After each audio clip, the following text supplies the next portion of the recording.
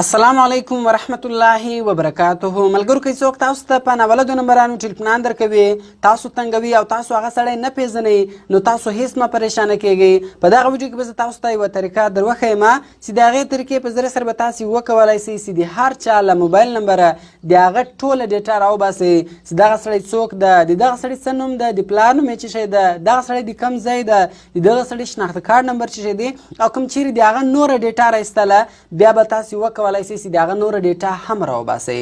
نو ډیره خوندوره طریقه ده، ویډیو تر اخره پورې وګورئ او ویډیو خامخا له خپلو ملګرو سره شیر کړئ تر څو هغه هم له دې څه فایده واخلي او د داسې نورو ښایسته ښایسته ویډیوګانو لپاره زموږ چینل سبسکرایب کړئ، ځکه موږ هره ورځ دغه رقم ښایسته ښایسته ویډیوګانې په خپل چینل کې اپلوډ کوو.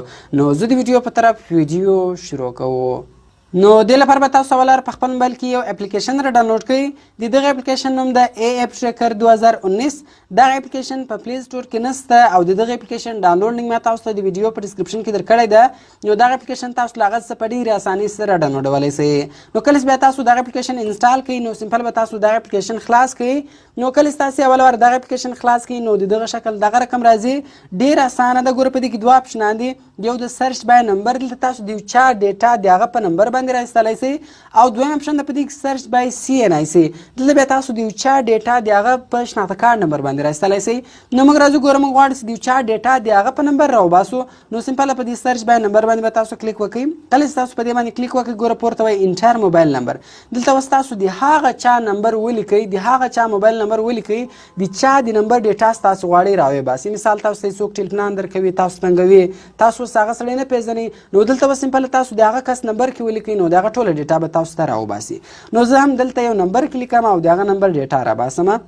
نو ګوره ملګرو تاسو کتلی شئ چې ما دلته نمبر کې ولیکل، زه غواړم د دې نمبر ډیټا راوباسم. هغه نمبر سم کې ولیکل، لاندې سرچ بټن ده، سمپل په دې سرچ بټن باندې تاسو کلیک وکړئ. کله چې تاسو په سرچ بټن کلیک وکړئ، ګوره تاسو په خپله کتلی شئ وایي د دې کس نوم چې د عبدالهادي ده، نمبر یې دا دی، دا یې CNIC نمبر دی، یعنې دا یې شناخته کارت نمبر دی، او دغه رقم فادر نیم یې ګوره فلحاله نه ده دلته ورکړی. نو فل اډرس یې ده، دا اډرس دی، یعنې دغه کس یې دا دلته اوسي. او ګوره نمبر یې وریفایډ، یعنې د دغه کس نمبر چې ده وریفای ده په دغه شناخته کارت باندې ده.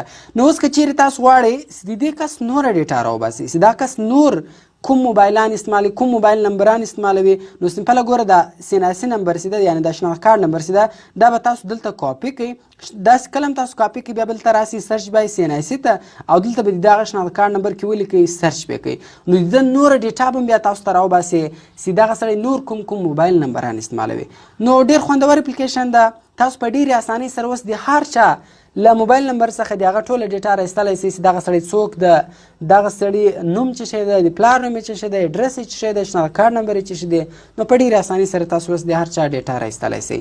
نو ویډیو خامخا له خپل ملګرو سره شیر کړئ تر څو هغه له دې څه فایده واخلي، او د داسې نورو ښایسته ښایسته ویډیوګانو لپاره زموږ چینل سبسکرایب کړئ، ځکه موږ هره ورځ دغه رقم ښایسته ښایسته ویډیوګانې په خپل چینل کې اپلوډ کوو.